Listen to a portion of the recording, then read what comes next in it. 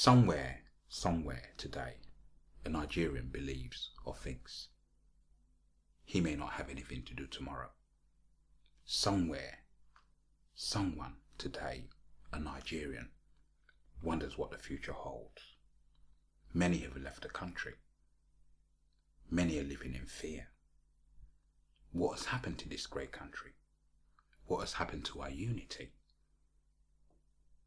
The first time I touched down on the shores of Nigeria was in 1974. It was a beautiful place. Spent 15 good years in that country. And I remember every single year as if it was yesterday. Foreigners are laughing at us. Foreign powers are making as much they can from us, while we continue to squabble over petty differences. Many of you may know today, the country has been in turmoil. All regions have been affected. All walks of life have been affected.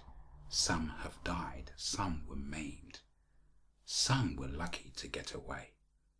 The country, the government are powerless. Because this wickedness is perpetrated by people like you and I. I understand we may have our issues, difficulties and concerns. But surely we can come together as one and talk about it.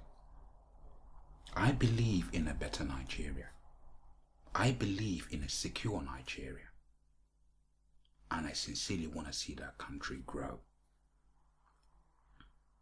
You may be aware recently there was turmoil in certain parts of the country. Churches were bombed, mosques were bombed, Christians were killed, Muslims were killed.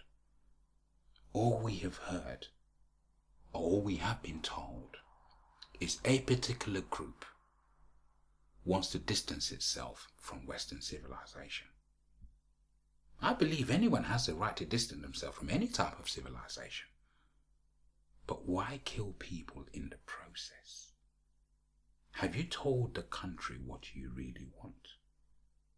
Have you spoken to the people that this is going to affect of what you really want? What benefits are they going to get from it? How will it affect them? And where are they going to go with it? Have you given them a right to choose? Or are you simply imposing your way of life on them? I don't advocate violence in any way. And I believe everyone can come together to enable dialogue ensue so we can move forward. Some people today talk about secession. East, west, even the northern part of the country. Everybody wants to go their own separate way. But what are you going to get out of that? I can assure you, the moment you do that, you have lost your country. You have lost your identity. You have lost yourself. I'm Igbo. My name is Ononiwu Anyamwekocha. And I certainly know, if the Igbos secede, they have no access to the sea, because they have no power over the southern part of the country. If the northern part of the country secedes, they have no access to the sea. There's only one possible region that stands a chance if they do so. And I believe that is Lagos. I'm not talking entire Western country, Western Nigeria. I simply mean Lagos. Lagos stood on its own when it was a colony, referred to as the Lagos Colony. Lagos was able to sustain the country when they merged the Southern Protectorate with the Lagos Colony, and still stood strong when Lugard amalgamated Nigeria in 1914. Some historians may tell you today that the Northern Protectorate was lacking funds and had to rely on central government in London to run its administration. Lagos, or the Southern Protectorate, was self-sufficient. Lagos already has the infrastructure in place. They have the administration, they have the science, the technology, the finance. Most important of all, they have the mindset. Other parts of the country are simply thinking about how much money are we going to make. What about the technology? What about the administration? Many believe if we secede, we all have the oil to themselves. Has the eastern part spoken to the southern part to see if they were going to get a share of the oil? Oh, I must say, there is oil in the eastern part of the country. Is it enough to sustain the eastern part of Nigeria? That's the question we should ask ourselves. I believe there are about between 15 if not 25 million Igbos. Is it enough to sustain us? Do you remember Nigeria only has 36 billion barrels of oil, which could possibly run out if no new oil is found, could run out in 43 years. Again, we have to look at other factors here. There has been infighting in the country. Igbos fighting amongst themselves, families, friends, everybody wants to make some money. For us to be able to stand on our own, we need to sort out our petty differences first. If Port Harcourt or the South secedes, fine, they may become a country. They have the oil. Do they have the administration? Do they have the mindset? Do you remember many of them are just recovering from years of militant activity in that particular area? The northern part of the country, what are they going to do? What you mustn't do is cut yourself off from the sea. You mustn't do that.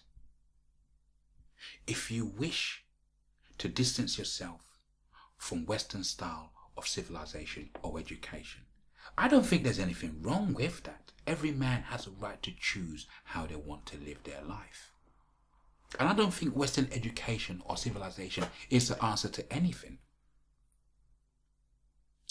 I had a brief conversation with my dad many years ago, and I made reference to my grandmother. And he said, "Young man, your grandmother is illiterate. I'm very protective over the dear lady, bless her soul." I said, "Dad, don't call my gran illiterate. Because she's not educated in the Western way does not make her illiterate. She was able to cope and survive in the most harsh years Nigeria have ever gone through. She had her farms. She was one of the biggest farmers in that part of the eastern Nigeria. Yes, she may not have had genetically modified products, but she preserved her goods in the way she knew best. She's not going to harvest her whole stock and move it to the market. No, some may decay. So what does she do? She preserves some of it by leaving it in the ground. The two cash crops that this has affected is like the cassava, which is the most common cash crop in Nigeria, that we process into Gari today. You don't harvest cassava and leave it in your kitchen for 2 months. No, of course it's going to go bad. You leave it in the soil. The whole notion of leaving it in the soil is just to have it preserved. And that's why that's why most Western governments introduce genetically modified products to sustain the shelf life of farm produce like tomatoes and maize or cassava or whatever they have to grow. So that was her own science. Rather than putting chemicals in it to preserve it, she left it in the soil. That was the best preservative any farmer could actually think of. Do we refer to them today as organic produce? Her yams that she has to harvest in one go, what does she do? She takes it to what they refer to as a yam barn, suspended a few meters above the ground, tied on sticks. They actually choose sticks that ants don't like. That is some form of a pesticide. If the ants and other pests are not going to go on the barn, then that means the sticks have not been treated, but they are of a kind that ants won't go to. Again, that is her science. That is her way of education. She's never walked into a classroom before. But give her any amount of money and she can tell you how much you have given her. She can add, she can subtract, she can multiply. Have we ever stopped to find out how these elderly people in the village that have never seen a classroom are able to cope with arithmetic in terms of finance? But no, we're very quick to rubbish their way of life. We were very quick to abandon all we had to wear shirts and ties and drive fancy cars and walk around with iPhones. But it doesn't mean our way of life was wrong. In so speaking, my gran is not illiterate. I think the old man agreed with my slight definition, or should I say, as protective I was over my gran, he most probably said I might as well agree with the young man. But I strongly believe that that was her own way of education. Because she couldn't speak English or write in English or even write in Igbo does not make her illiterate. She was able to cope. And I believe educational qualifications today, a degree, a PhD, whatever you have, I simply believe it is just simply enough to enable you access information to cope with your immediate environment. It doesn't make you better than he who did not go to university. If you don't want to drive a car, fine. We had our own modes of transport. Civilization did start in Africa, if many of you may remember. So, if you wish to distance yourself from Western style of civilization, I'm not against it. I really think we need a culture that we can use to stand out in the world today and say this is who we are. Because in Nigeria we don't really have that. But to drive your point home, to pick up a gun or a bomb or a knife and kill your fellow man, I can assure you, you have not moved your idea forward, rather you have killed it. Because the moment you killed your fellow man, you also killed yourself. You're walking dead. There is a lot of division all over the country. Yes, I do agree. And I think we should look for ways to resolve this. When I was a young man in Nigeria, I spent some time in the northern part of the country. I spent some time in the eastern part and some time in the west. I speak a little Hausa. I speak fluent Igbo and can write in Igbo. And I speak Pidgin English. But one language I always wanted to learn, which I can't speak, is Yoruba. I was having a conversation with a few mates and I said, if we had an opportunity to have Igbo, Yoruba and Hausa as standard subjects, compulsory subjects in every primary and secondary school, there would have been no disunity or division in Nigeria today. Because when you're not aware of another man's culture and you don't understand his language, you are afraid of him. When you understand somebody's language, it means you understand their culture. The door is open. You can travel to any part of the country and you'll feel comfortable because you will simply blend in. You are Igbo, your Hausa, your Yoruba would not come into the picture again because we all speak those languages. So was division introduced from the primary school stage? Maths and English is compulsory. Why can't Igbo, Hausa and Yoruba be compulsory? It's not even too late to introduce such an idea into our educational system today. It's not too late. But what we're not going to do is kill ourselves. What we're not going to do is destroy our country. We had our independence in 1960, but we're still fighting while others are laughing. We still rely on other countries to supply food and rice to Nigeria. We are yet to manufacture our own cars, but yet we are of intelligent stock. I went through the CIA's website many years ago, and I came across a sentence where they referred to the average Nigerian as intelligent, very clever, simply ingenious. You can't put it any better, because that is the Nigerian man today. He is a rare species, a very, very rare breed, I must say. So why destroy this? We talk about it, we walk nice, how well, what's the jargon? Yes, we got swagger, we got money, we got intelligence. So why can't we use it and build our nation together? Many blame the politicians.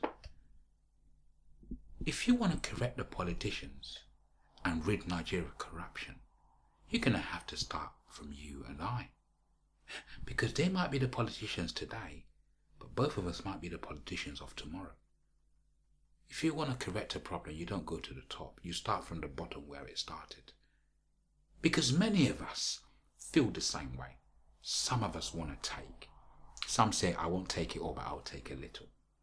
For the fact that you've got the idea to take in your system, you are no different from he who took $1 billion. You're the same. Dear politicians, you are tasked with moving this country forward. It's not about big cars and big houses and big contracts. When you are a leader of a country, when you are a leader of a state, you are like the father. It's just like a father in a family. If you are a rich man and you have children, are you not going to send them to school to educate them? If you are a rich man and your child is hungry, are you not going to buy him food? If you would do that as a father in your household, then you must also do it in a country that you rule, or in a state that you govern, or a local government that you are an administrator for. Because once you have become a leader and you are in charge of a group of people, you have to look after those people, old, young alike, as if they are your own children. Are you a contractor? Have you been awarded a road contract recently? Have you been awarded a contract in the past? Did you complete that contract? Let me give you some food for thought. Any road that you were responsible for, if you have failed to complete that contract, as a result of your actions, people died on that road, dodging potholes or even driving into potholes, then tell me something. Who was really responsible for their death? It may be far-fetched, but let me give you another analogy. If I put a can of petrol outside where people are playing, and I put a lamp beside it and walk away, and they're playing football and the ball is going all over the place, and it is likely to knock over the can of petrol or the lantern, if anyone injures themselves in the process, tell me who was responsible. If you build a house and you use substandard material and the decking collapses and kills people, who killed those people? It's becoming clearer now, isn't it? If we want Nigeria to move forward, we need to treat our fellow man the way we want to be treated. Everyone has their role to play. Be you the governor, the president, politicians, be you the citizens or the security forces, you all have your role to play. Citizens may say, what can I do? I'm not in government. But yes, you can ensure that each senator for your area gives an account of what he has achieved for your community at any one time. There's no point holding office, yet your community is the same as it was when you left it. It doesn't make any sense. In countries like the United Kingdom, members of parliament are called to order by the constituents. Council meetings are held on a regular basis. You don't make a move in the United Kingdom without discussing it with even the most poorest man on the street today. He has a say. It is your money they're spending. Okay? It is your money. Every senator has to give an account of what he's done for his constituents.